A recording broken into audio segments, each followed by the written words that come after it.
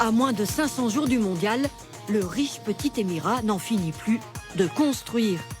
Il espère accueillir des milliers de visiteurs qui devront tous être vaccinés pour accéder au stade. Visite exceptionnelle du stade Al Bayt, tout juste terminée. Il ressemble à une tente de bédouins traditionnelle.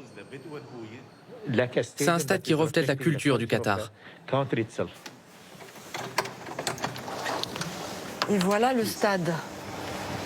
Il y a 60 000 places. La cérémonie d'ouverture commencera ici avec le tout premier match.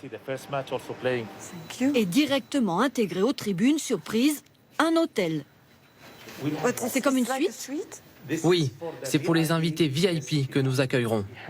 On a 96 suites comme celle-ci, tout autour du stade. Du grand luxe, même pour les vestiaires des joueurs, avec spa et jacuzzi.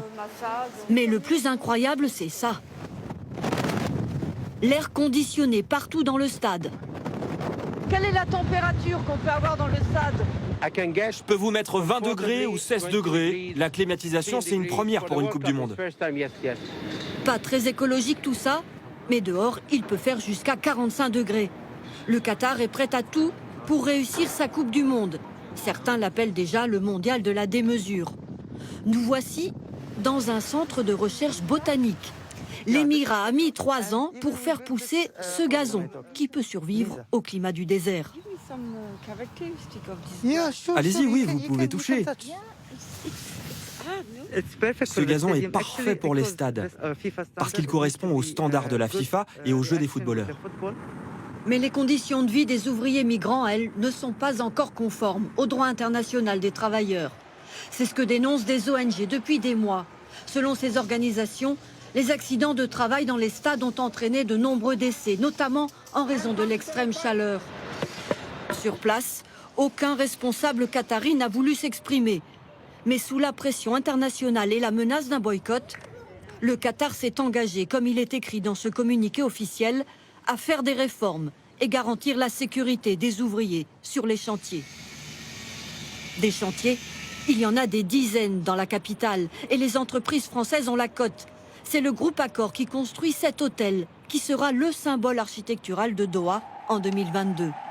Ce sont la RATP et Keolis qui ont obtenu la gestion du tout nouveau métro. Assez impressionnant. Nous avons testé. C'est le métro sans conducteur le plus rapide du monde. Et à l'intérieur, c'est comme dans un avion. Vous pouvez choisir un siège dans la classe éco à 50 centimes d'euros ou un siège en première classe. C'est très chic et là, c'est 2,50 € le billet. Quartier. Autre projet pour le mondial, inspiré des prestigieux monuments français. Le plus grand mall du Moyen-Orient, 230 000 mètres carrés. Il s'appellera Place Vendôme, comme la célèbre place parisienne. Les propriétaires ont vraiment été inspirés par le luxe français, par l'art de vivre français. C'est aussi pour attirer les touristes internationaux et les touristes régionaux pendant la Coupe du Monde. Car ce mondial représente une opportunité unique pour les Qataris. C'est ce que nous avouent ces deux étudiantes. Il y a de plus en plus de personnes qui s'intéressent au Qatar et c'est grâce au mondial.